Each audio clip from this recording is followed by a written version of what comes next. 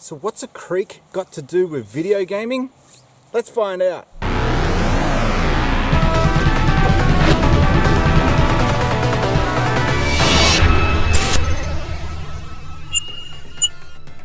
Since Spacies. So how did I go from the sunny beaches here in Cronulla to this? How did we get from the beach of Cronulla to here in Menai? Well, it was a big move for me back in the day. G'day, Brian here from Since Spacies, and I'm going to talk to you a little bit more about 1983. So in 1983, everyone goes on about the video gaming crash, and well, it didn't really affect me in Menai. So I had moved from the sunny coastline of Cronulla and moved all the way out to a suburb in Sydney called Menai. And as you can see, not a single beach in sight. Total contrast, big change for me personally as a kid growing up. We had no arcades out here. We had no shops. It was like being in the country. And yeah, it was quite tough at first, but man, you had all this bush to explore. So it kind of opened me up to a whole new world, so to speak, of bush exploring, and it was like being stuck in an episode of Skippy. So back to video gaming though.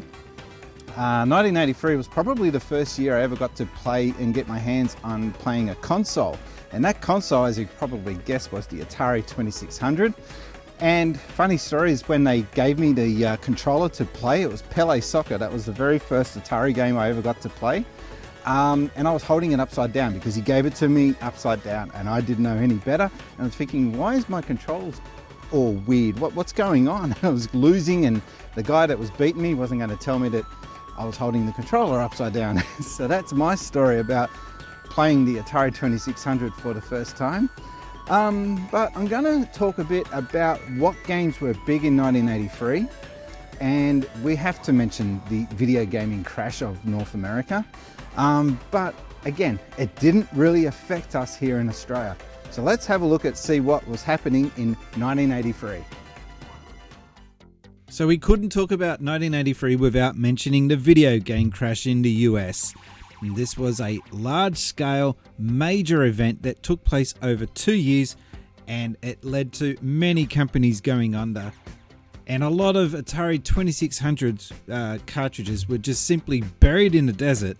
And this was an urban myth, and it wasn't only until just recently that this was actually confirmed. And yes, there are a lot of Atari 2600 copies of E.T. in that mess. Also, Atari sued Coleco, as in the previous year, Coleco had released a device that allowed Coleco users to play Atari 2600 games on Colecos. Could you imagine if that happened now? That'd be insane, wouldn't it? Also in 1983, we see more court action with Universal trying to sue Nintendo. Basically, Nintendo were accused of ripping off King Kong with Donkey Kong. Except for one small minor detail. Universal no longer owned the rights to King Kong. It had gone into public domain. Nintendo didn't mess around. They hired one of the best attorneys you could hire in the US at the time, John Kirby, who won the case for them. And in a way of thanking John Kirby, Nintendo went and gave Mr. John Kirby a sailboat named the Donkey Kong. And they also created a new series of video games named in his honor, Kirby.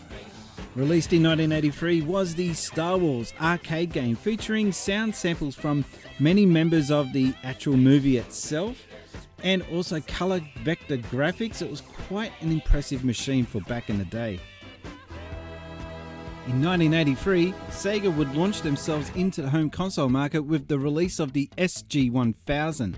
Unfortunately for Sega, Nintendo also decided to launch a console of their own on the very same day, with the launch of the Nintendo Famicom, which was only released in Japan, later to be launched around the world as the NES. While some may look at the SG-1000 as a huge failure for Sega, it actually gave them the necessary tools that they needed to go on to later launch the Sega Master System.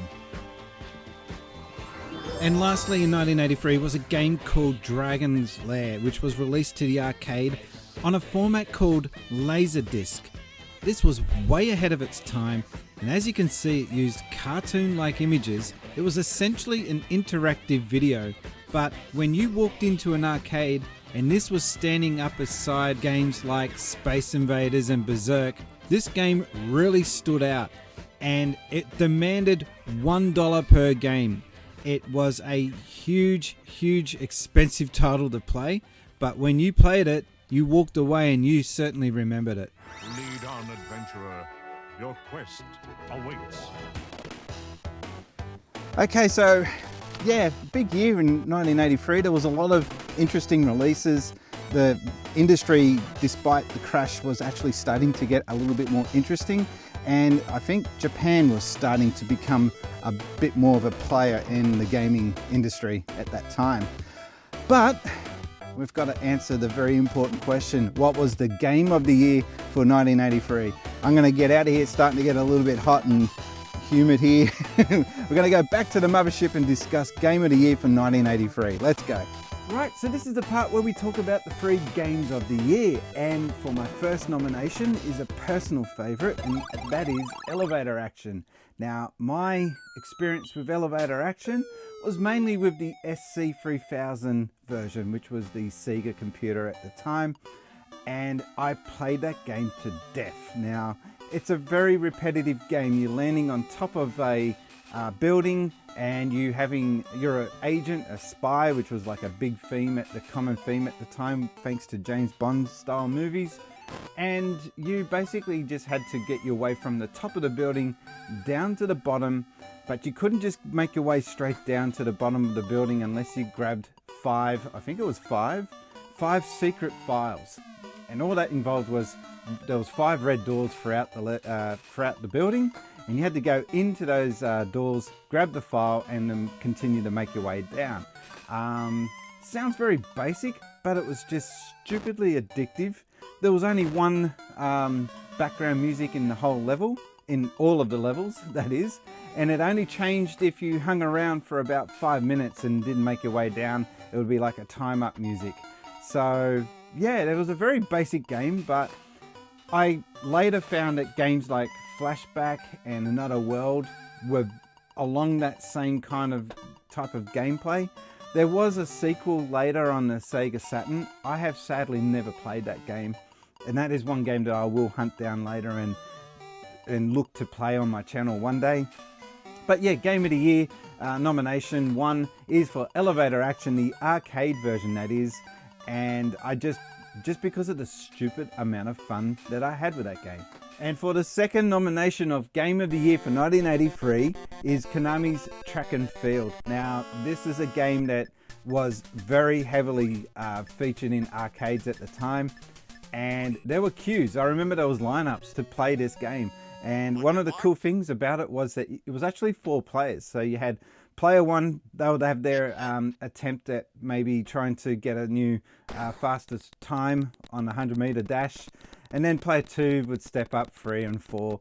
And you basically, it was a button masher. So you had to smash the buttons as quickly as possible and try to make your way to the finish line as quickly as possible. There was several different events in this game. But the 100-meter dash is the one that everyone remembers. And one cool thing that I remember, a little story, was that people used to cheat. And how can you cheat in an arcade game? Well, what they used to do, there was always some older kids that used to turn up to the arcades with their cigarette lighters, because smoking was a cool thing back then. And they would have these rounded edge cigarette lighters, Bic lighters, and they would use that to run across the buttons. So as it's going across, it's pressing down, and then when you come across completely, it raises it back up. And when you're doing this back and forth motion, the button would just be hammering up and down really quickly, much faster than you could do with your own hand. And people would just be cheating doing that and trying to get the fastest time possible. It was not uncommon to come across a track and field machine and see scrape marks across the buttons from people doing this constantly. So it was fun to watch people getting red in the face trying to get their 100-meter dash time, fastest time possible. And I just, had a lot of fun with this game personally. And I don't know, the sequels never really touched on the original classic game's charm. I just think that it was a novel little simple game that was just very, very addictive. So for my final Game of the Year nomination is Punch-Out, from again an arcade game. And as you can see, in this era, arcade games were still reigning supreme, and that was to be the theme for gaming, video gaming, for the next 10 years or so. But Punch-Out was a game that I remember seeing for the first time and thinking, holy cow, there's 2 screens. This is just so weird. And that wasn't a common thing to see back then. And the reason why it was using 2 screens was because Nintendo were trying to find a way of using up all their excess stock. So they had major success with Donkey Kong.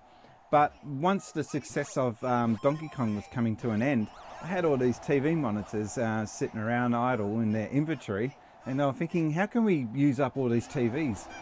So they came up with a game that used 2 monitors instead, and that's how we ended up getting Punch-Out. So Punch-Out is a very basic, innocent game, and that's what I love about it. There's a very simplistic approach to this game. Very large character sprites for the time. You're taking on, I think it was 6 opponents. So you're basically just trying to work out the rhythm of each 6 opponents and making your way from, obviously from, I think it's Glassjaw Joe. I think he's the first one. I don't know. It's been many years since I last played it, but I just remember the vivid colors of the original arcade machine and the music and the sound. It just really did strike a chord with me at the time, and I do remember playing this quite a bit in the arcade back in 1984, because that's when it came to the West. It's a 1983 class game because it was released in Japan in 1983, took a year to come out in the West, but no, it was just such a really happy bright, colourful game for a sport that can be very brutal. And it just cartoonized everything about this sport in a way that was very addictive, and it was not uncommon to see people pumping in coins to try and see if they can get their way through all 6 battles or all 6 bosses. So no, a very, very good game for 1983. Alright, so this is the part of the video where I talk about what is Game of the Year for 1983. And I got to admit, it's very slim pickings actually for what games were to be nominated. I had a real tough time finding 3 games that I thought would be worthwhile contenders. And in the end, the nominations that I picked, Elevator Action, Track and Field, and also Punch-Out, out of these 3 games, I have to go with Elevator Action. So for me, Elevator Action was the game that I spent the most amount of time playing out of all these 3 games. It was the most addictive game to keep coming back to. And I just remember not only playing the home console version that I had, but every time I seen it in the arcade, I don't know, there was just some charm about this game that just kept me coming back. Stupidly addictive, very simple gameplay. You basically just got the elevators that you can use as a weapon. You got one, I think you could only shoot 2 bullets off at a time, and because of this, it was just such a simple get in, play, and get out game that anyone can play, and yeah, just stupidly addictive. But I think I do have to make a mention that, yeah, 1983, even though I said earlier on that the video game crash didn't really affect us here in Australia, it's got to be said though that the range of games that were coming out were being limited in the fact that all these companies that were making games prior had just all of a sudden disappeared and fallen off the face of the earth. So even though it didn't directly affect the success of video games in Australia at the time, it did affect the range of games that were being made available. So I think that it needs to be said that no, the video game crash wasn't a major factor in Australia, but there was a bit of a flow-on effect. And that would last for about a couple of years after. So yeah, I hope you enjoyed this look back on 1983. An interesting year. I didn't want to touch on the negatives too much because every other channel does that. We all know about the video game crash of 1983, but it wasn't all doom and gloom. There were some good games to play. The arcade scene here in Australia at least was still thriving. I know in the United States it was starting to wind up, but no, the video game parlours and arcades were still huge in Australia, especially here in Sydney where I live. If you like this series, please leave a comment down below and leave a like. Subscribe because I will be doing these on a year-by-year basis. Coming up next in this series obviously is 1984. I really do hope that I don't wait another year though before I do that video. I do apologise that this one took so long to do. It's a case of me trying to get on site down to that creek. That was a bit of an adventure, but I figured that this video had to be filmed there because of my personal story, and I wanted to tell my personal story in these year-by-year wrap-up videos. Anyway, my name has been Brian and I've been gaming since Spacies. Thanks guys.